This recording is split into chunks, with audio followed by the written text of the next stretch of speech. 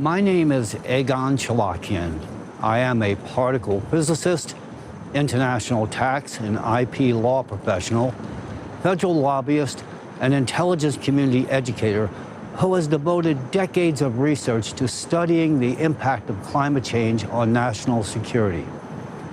The current state of Earth's climate is an unprecedented catastrophe, a mortal challenge to our entire civilization. However, the paradox lies in the fact that a significant portion of humanity remains unaware of this catastrophe's full scale and reality. Therefore, today I'm appealing to representatives of the rational and thoughtful portion of humanity, those responsible individuals who possess capacity for critical thinking and objective assessment of the current global situation. I'm reaching out to you, regardless of your field of expertise, provided your intellectual acumen allows you to accurately analyze the events unfolding before you.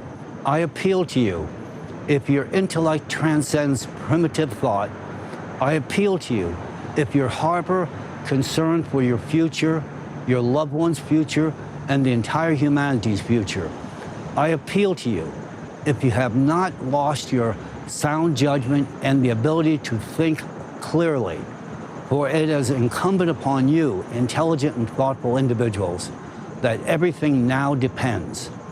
The future of humanity truly rests upon your shoulders. I now wish to draw your attention to a grave and alarming issue concerning the entire world. Russia, that is, the Siberia portion of Russia. Russia is a robust and dynamic country with a developed economy and vast natural resources. However, as of today, Russia is a threat, a clear threat to the existence of all mankind. And Vladimir Putin has nothing to do with it. The threat discussed below is not related to the sanctions our government has imposed upon Russia, nor is it related to Russia's war with Ukraine, a de facto confrontation with NATO.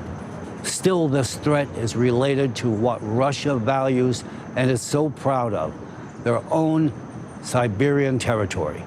Siberia is an immense part of Russia's territory, abundant in natural resources and boasts a unique flora and fauna.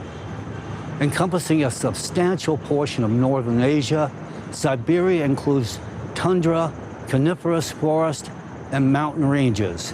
Siberia stands as a pivotal strategic asset for Russia, often deemed a bastion of its security. However, I now wish to converse with you about a different aspect of Siberia, a Siberia that is undergoing alarming changes in its subsurface. These changes indicate a looming and unprecedented global climate catastrophe. And this catastrophe is not only for Russia. At the same time, I wish to caution those who find a certain joy in this matter, those who pursue an active anti-Russian policy, and those whose intellect falls short of comprehending the gravity of the situation. Do not rush to celebrate. Numerous compelling facts indicate that the events unfolding in Siberia could lead to the disappearance not only of Russia, but also of our world as a whole, including America and other countries collectively. I want to emphasize that this catastrophe is not merely a possibility, but an inevitability if we remain inactive. Moreover, this will occur not in some distant future or the next millennium, but merely in a matter of years, shortly ahead of us. Let me put it this way. If a child were born today, they wouldn't even have the chance to attend school before the world ceases to exist, along with each one of us. Such a scenario is highly likely if we allow indifference and inaction to prevail. First, I would like to give you a brief and clear understanding of this urgent problem.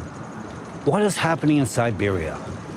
First and foremost, look at this map, which presents a genuinely alarming sight for those who understand the essence of the processes occurring on Earth today. Look at how the colors are distributed on this map and pay attention to the bright black-red spot located precisely in the Siberian region. It contrasts sharply with the rest of the world, doesn't it? And this dark spot is a matter of great concern. Why, you ask? What does this map reveal? It identifies temperature anomalies stemming from the core of our planet that are deviations from the average temperatures. You can clearly see the territory of Siberia has already experienced an extreme deviation from the normal temperature. And this deviation is more than 5 to 7 degrees Celsius. In reality, this is a massive value, considering that in other regions of our planet, temperature deviations are routinely measured in within 1 to 2 degree variances.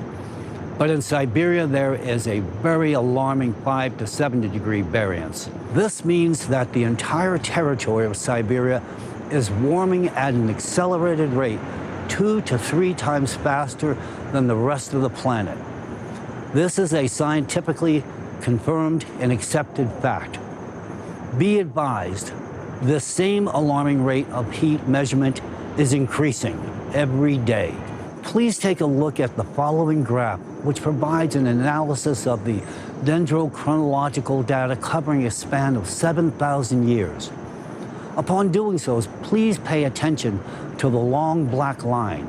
It shows how the number of temperature extremes, anomalies, in Siberia have exponentially increased over the past decades. This information is merely parroted from information provided by a peer-reviewed article by the scientists from the Russian Academy of Science. Due to the accelerated rate of warming in recent decades, Siberia has experienced a record growth in the number of extreme climate events. The frequency and intensity of forest fires are ever increasing. Peat fires are occurring even under winter snow coverage, and permafrost degradation is accelerating from the bottom up. What is particularly concerning is the increased manifestation and activation of lithospheric faults in the Siberian region. This is evidenced by the intensification of heightened seismic activity in atypical regions of Siberia, including around fault lines. Unprecedented boiling of water is observed in wells located directly on these faults. There are extreme increases in geothermal anomalies in Siberia. The number of gas emission craters is increasing in the northern regions, with intensified methane and hydrogen emissions being realized from the inner Earth. In the event you have not yet noticed, mud volcanism on the Arctic shelf is becoming significantly more pronounced. All these facts unanimously point out that the dynamic warming of Siberia today, which is 2 to 3 times faster than the rest of the world, is primarily due to an increase in endogenous heat coming from the Earth's depths. Siberia is warming from below. This situation demands interrogation. What is causing the increase in endogenous heat beneath Siberia, and why does this matter now warrant our undivided attention? Now I will provide a detailed explanation of this matter in its logical cause and effect format. Research conducted by competent Russian scientists have revealed that in the late 1990s, an unprecedented event occurred within the Earth's interior. The Earth's core experienced a jump, a sudden shift in northern direction from western Antarctica to western Siberia, specifically to the Taimyr Peninsula. This displacement led to the deformation of all mantle layers and the asymmetric heat distribution from the Earth's depths. As a result of the core's pressure towards Taimyr, deep magnetic hotspots formed beneath Siberia, actively lifting magma closer to the junctions of the lithospheric plates. Consequently, heat accumulated beneath Siberia's upper mantle layers, and the thin lithospheric crust started the process of melting from the magma. In essence, the rates of lithospheric melting are accelerating due to the increasing temperatures and fluidity of the magma itself. The cause of this phenomena is the ocean's loss of its heat-conducting function. Due to ocean pollution with microplastics, which accumulate in its waters due to human activity, the ocean cannot effectively cool the lithospheric plates and consequently the magma beneath them. In other words, the ocean is losing its ability to dissipate excess heat from the depths into the atmosphere. This leads to the heating of magma and its more active ascent towards the surface, a phenomenon observed not just in Siberia, but in various points around the planet. To fully comprehend the scale of this threat, please consider the graph provided by the National Oceanographic Atmospheric Administration of the United States, which illustrates the alarming dynamics of the heat accumulation in the ocean. I want you to please pay particular attention to the following graph by Berkeley Earth, which illustrates June's average temperatures in the North Atlantic Ocean. Notice how much higher the temperature for 2023 is compared to the previous years. This indicates not just a simple increase, but a clear exponential progression of temperature rise.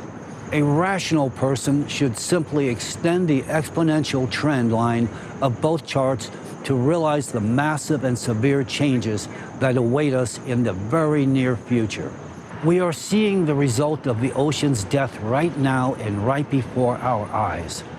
The previously mentioned map showing temperature anomalies on the planet with the bloody maroon spot in the Siberian region starkly captures its death, the death of the ocean. Please look at the map one more time to better comprehend and realize that this black spot is, in reality, the vortex of our demise. It reveals a horrifying process unfolding. That is to say, as indicated in my introduction, the activation and intensification of magma activities within Siberia's depths have increased dramatically. So what now awaits us? The uncomplicated, simple, vividly clear answer is, simply place a cube of ice on a heated stove. What happens? The ice melts quickly. In the same manner, the heated magma erodes the plate, which melts just like our ice cube. It's that simple. This is what is happening right now beneath Siberia. Continuation of this unchecked process will lead to just one highly predictable outcome: a global catastrophe capable of destroying not only Russia, but also the entire world. What can we now do? In order to counter the looming threats of climate and geodynamic catastrophes, it is necessary to first understand the root causes, that is, the collective shift of the Earth's core, the rise of deep-seated magma, the increase in seismic activity, both at the surface level and in the deep focus earthquakes across the entire Earth, all point in one direction: an increase in the Earth's internal energy. But where is the source of this additional energy? The answer to this question has been found, proven, and publicly disclosed by the scientists of Alatra for many years now, as I've numerously asserted in the past multiple times. According to the research conducted by the interdisciplinary group of scientists from Alatra, the primary cause of climate and geodynamic changes on Earth is the external cosmic influences that transfer additional energy to the Earth's core, leading to activation of magma flows that erode the lithosphere. This cyclical process occurs once every 12,000 years, with a more destructive phase occurring every 24,000 years. This cyclical impact has been the cause of many global catastrophes on Earth in the past. Today, the cyclical external influence is bringing about our end and the end of our entire planet. The situation is exacerbated by the fact that ocean waters are polluted with microplastics, disrupting the thermal conductivity and its ability to dissipate excess heat from the Earth's depths into the atmosphere. We have disrupted and nearly abolished Earth's cooling mechanism that has been functioning effectively for billions of years. In turn, today, we are endangering not only our own lives, but also the life of the entire planet. Under the influence of this external cosmic impact, other planets within our solar system also cyclically experience changes. That is why, synchronously with Earth, other planets in the solar system also show changes related to their core temperature patterns, rotation dynamics, atmospheres, and electromagnetic fields. In particular, just like on Earth, where a specific region, Siberia, is experiencing warming due to core destabilization, similar pinpoint healing phenomena are observed on other planets and satellites, including the Moon. This is also linked to the transmission of additional energy to their cores. Occurrences of climate changes not only on Earth, but simultaneously on other planets of the solar system indicates that the anthropogenic factor is not the main cause of the current climate challenge, as some claim, but a cosmic influence of a significant magnitude, which scientists from Alatra warned about a decade past. Thus, this external cyclical influence transmits additional energy to the Earth's core, which, when converted into heat, excites magma flows that destabilize the lithosphere. This has culminated in the exacerbated warming now realized in Siberia that cannot be explained by any other causes. This process will accelerate and spread to other parts of the world. Siberia is just one of many regions under the threat of a massive cataclysm due to the increased energy within the planet. Other dangerous points on the planet, such as the Yellowstone supervolcano, could also trigger a global catastrophe. Moreover, there is currently no trend toward reducing the progression of growth and intensity of climate and geodynamic extreme phenomena on Earth. Instead, there is a tendency for them to worsen. Our world is very small, and the risk of its loss is immense. It is crucial to realize that we are entering a period of large-scale catastrophes and natural disasters that could potentially devastate humanity and our planet in the coming years. Hence, today humanity is confronting two pivotal issues that demand our immediate attention and resolution. The first pertains to the external cosmic influence, which is already inflicting irreparable harm upon our planet. The second is the dead ocean, which catalyzes even greater warming within the Earth's depths. Solutions do exist, and we possess an understanding of the necessary actions. No single nation on Earth can independently address these issues. This is due to the current state of nations divided and lacking consensus, cohesion, and a unified stance, even in the face of this lethal climate threat. It is no coincidence that science, too, is fragmented. Each scientist specializes narrowly within their own field, and no one scientific domain perceives the entire picture. Similarly, the field of geology is likewise divided into myriad disciplines that fail to interact. Separate research endeavors occur within each discipline, yet an overarching data framework is clearly absent. Under such circumstances, how can we comprehensively understand what is actually transpiring within the planet's climate?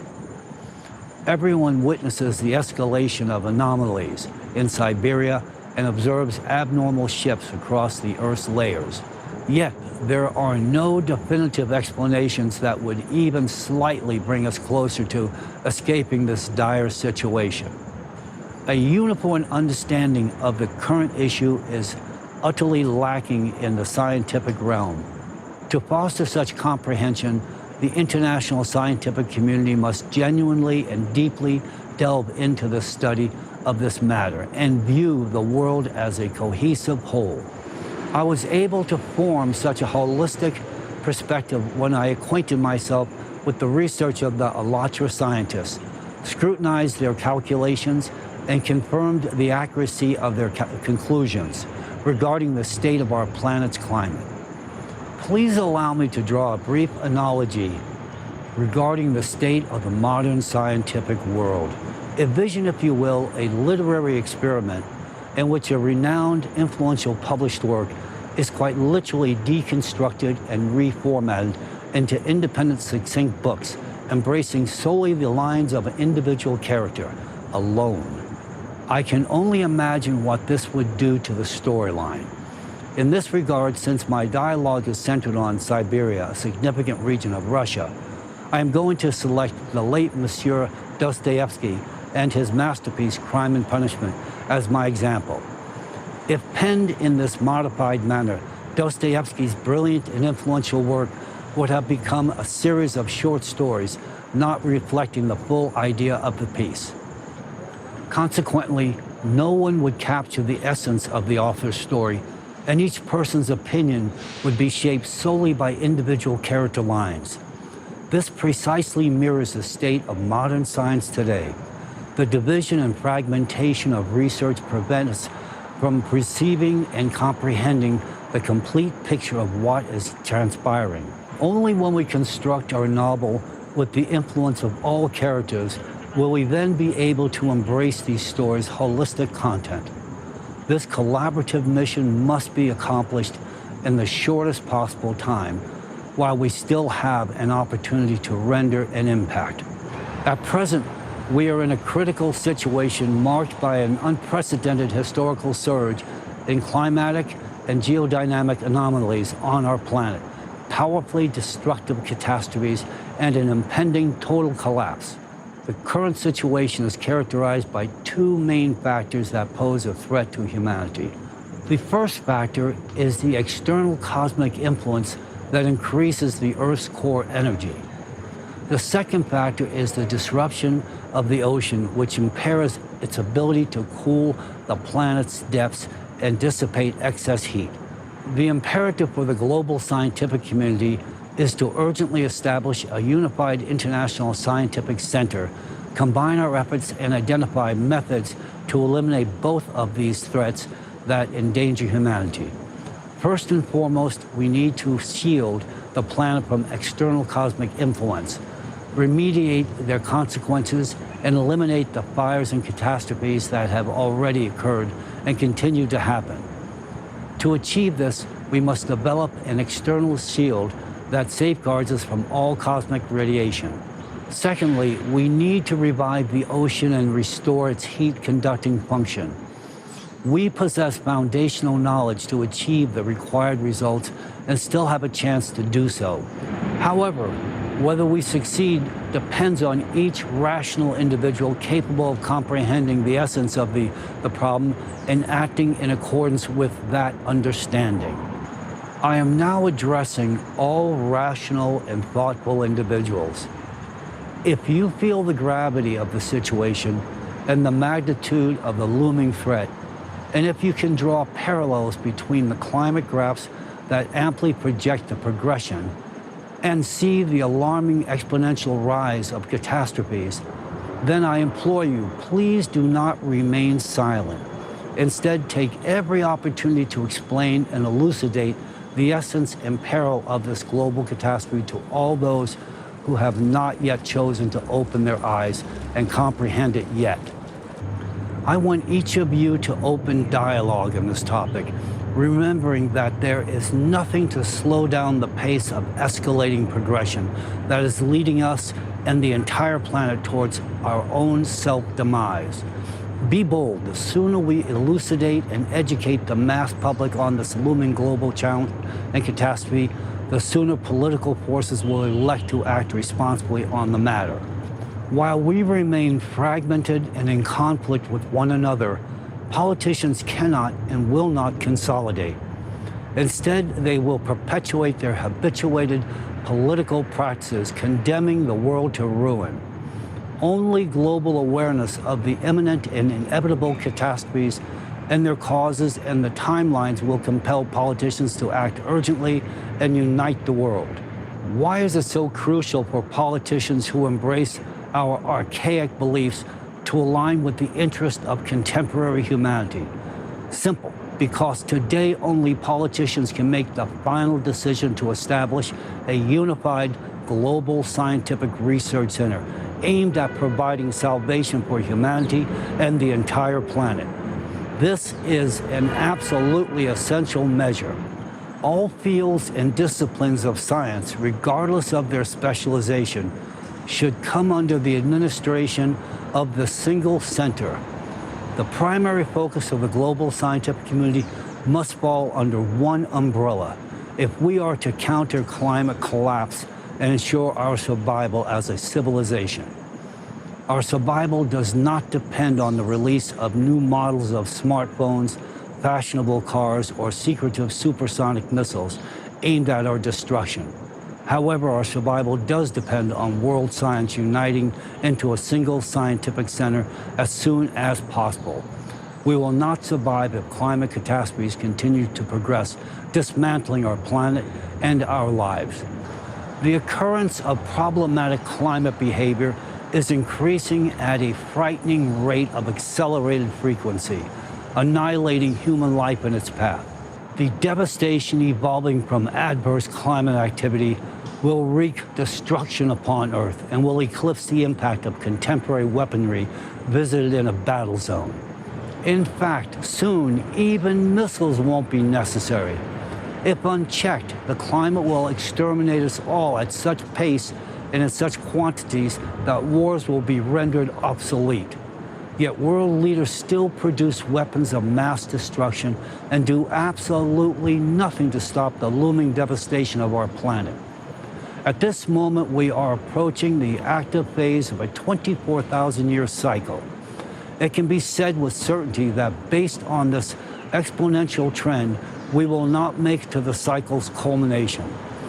This is fact. If we elect to do nothing, I need not remind you of the outcome.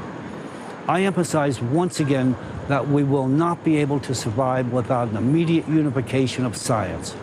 We will not survive without a unified scientific research center capable of gathering all knowledge, the finest global interdisciplinary expertise, and directing all of this towards salvation of humanity.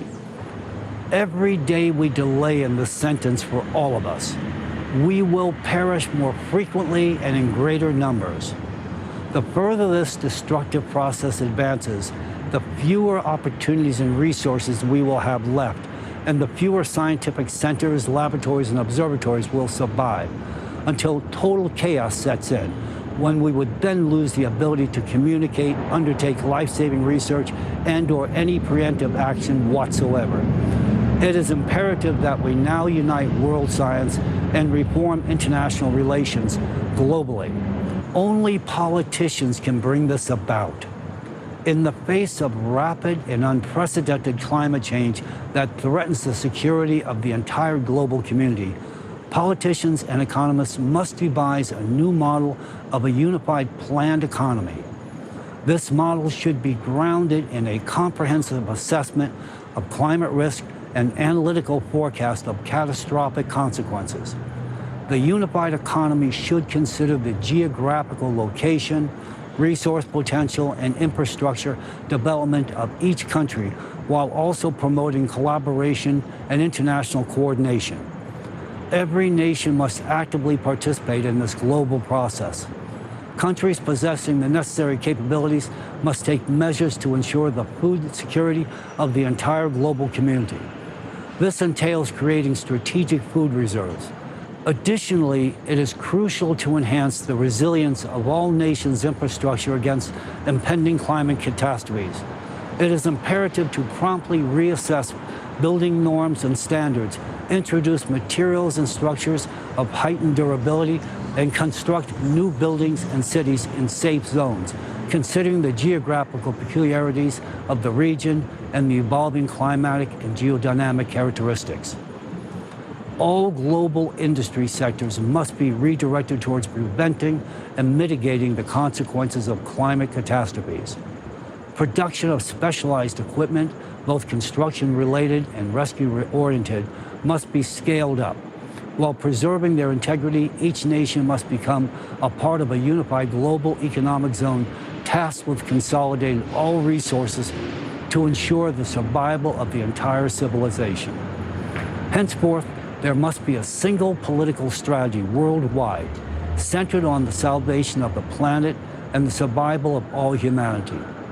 Politicians must urgently find common ground and end all international discord and divisions based on political, national, and linguistic principles. All disagreements must be erased. All wars must be halted. Rhetoric founded on recognizing that all of humanity is in a unified family facing a shared threat of survival must be instated.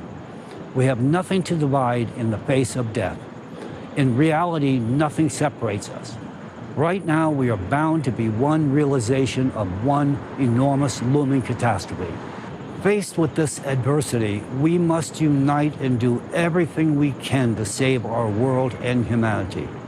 It is imperative to open borders so that people can freely move and adopt to different countries without waiting until they are compelled to move from disaster zones to the remaining safer regions. In doing so, people will move around the world within a unified economic zone, ensuring that each individual, regardless of location, is provided with housing, food, and essential necessities. Additionally, unified rules of interaction must be developed, guaranteeing the protection of individuals' rights and freedoms, regardless of whether they are climate migrants or host communities. In the context of the global climate crisis, where humanity faces the threat of total extinction, it is imperative that we reevaluate the role and functions of the military forces. Immediate reorganization of all military structures is required, shifting their focus from solely military activities to activities aimed at ensuring collective security and saving lives. The priority is not only the reprofiling of military personnel, but also the repurposing of specialized military equipment for tasks related to emergency rescue operations and rapid response to extraordinary situations. This year, we have witnessed glaring examples where catastrophes have, within mere hours, obliterated entire cities in the United States, China, and Japan. Where were the military forces during these times? They did not come to aid civilians, and even if they had, what service are they trained to provide? Today, we are ready to wage war against each other, but we are not prepared to fight for the survival of humanity. However, we cannot continue existing within this paradigm. If we wish to live, we must alter our global behavior. Yes, this might be unfamiliar ground to contemporary political leaders. And yes, this behavior would constitute a new world. But this different world must be constructed. It is a world that entails ending all conflicts and setting all existing industries on the path of creation and unity. A world that identifies climate change as a common threat to our universal existence. I would like to emphasize that the issues of external cosmic influence and the death of the ocean are the matters that should take precedence in discussions within the United Nations headquarters. It is precisely this threat to all of humanity that we should be deliberating upon at the UN podiums rather than on any other topics that do not bring us closer to survival. Today, I address all rational individuals on our planet. I particularly wish to speak to those who own the world's media organizations. You are just as human as we are, with loved ones for whom you built your empires. You have ambitions and plans for the future. If you want your family lineage to continue and your influence and media empires to endure, and more importantly, if you want your life to be preserved, allow journalists to speak the truth about the climate. If you silence and prohibit your journalists on your media platforms from speaking the truth about the climate, people won't fully grasp the gravity of the situation. Consequently, they will remain inactive. Soon we will enter an era where there will be no internet, no television, or telephone service. We will plunge into chaos, where your money, your empires, and your power will lose all significance. The sole concern for you and your loved and dear ones will be simple survival. However, in this impending scenario, you will sadly realize that you can no longer change anything. You will be powerless. By then, you will have lost all your media resources, thus losing influence over the masses, and your empires will be shattered. Your only chance to preserve your empire is to align with humanity and contribute to informing people and uniting all scientists into a single scientific research center. If we swiftly find a solution to create a shield against external cosmic influences, and if we revive the oceans, only then will we have a chance to save our empires and pass them on to your children. If you value your life and the lives of your loved ones, and the lives of all of humanity, stop silencing journalists. Allow them to convey the objective and honest truth about the global climate change I have discussed today. People will be grateful that you stood on the side of saving humanity and the entire planet in this critical moment. By taking the right step as rational and sensible leaders, you provide a chance for all of humanity, for your lineage and for yourselves and your empires to survive. To achieve this, you must align yourselves with the people and with the future. Otherwise, there will not be a future for humanity.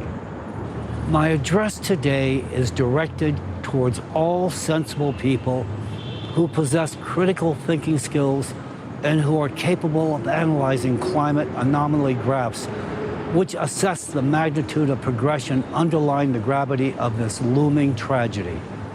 Your human duty at this moment is to elucidate the essence of this glaring problem to those who may not comprehend it. Be forthright, articulate in simple and comprehensible language what people must do now and why the world's salvation rests upon their shoulders. You must convey the truth to humanity. You must deliver the diagnosis that the patient must know. Today, the patient is all of humanity, and the diagnosis is life-threatening. Every rational person today must become a doctor, sharing with the patient the diagnosis that threatens the very life of humanity. If we are unaware of our diagnosis and the fact that we are mortally ill, we will continue in all inaction. Inaction will kill us. It will dismantle our global human organism. Only when we all become aware of this diagnosis and its causes will we then know the truth. Our collective human aspiration is directed toward survival rather than destruction. Politicians will act, otherwise they will perish. Only when everyone knows and expresses their demand for life will politicians be compelled to act appropriately. Otherwise, they will continue waging wars to cling to power until our entire civilization descends into utter chaos. As humanity, we must now have a single shared goal: survival by any means possible. We need to restore freedom and rights to people in furtherance of maximizing their ability to survive. For millennia, politicians have divided us, making us hate and fight each other.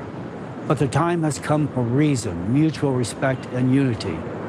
Otherwise, by remaining divided and hating each other, our inaction will continue to lead to our self-destruction, ultimately resulting in the total demise of our entire civilization.